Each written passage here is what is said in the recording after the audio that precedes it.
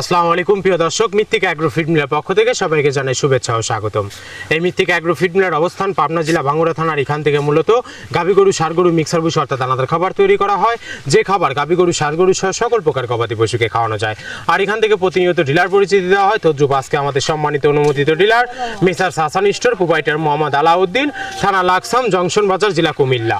Phone নাম্বারটি description বক্সে দেওয়া থাকবে। যারা লাকসাম কুমিল্লা জন্য আশেপাশে আছেন তারা আমাদের সম্মানিত ডিলার হাসান ভাইয়ের সাথে যোগাযোগ করলে মৃত্তিক অ্যাগ্রো ফিডের 30 মিশ্র দানাদার খাবারটি আপনার খামারে আপনি যুক্ত করে গাভী গরু এবং ষাঁড় গরুকে খাওয়াতে পারবেন। খামারি ভাই আপনার গরুকে প্রতিদিন সঠিক মানের খাবার দিচ্ছেন তো? গরুর সুস্থতা ও খামারের সফলতার জন্য প্রয়োজন সুষম মানসম্মত গোখাদ্য।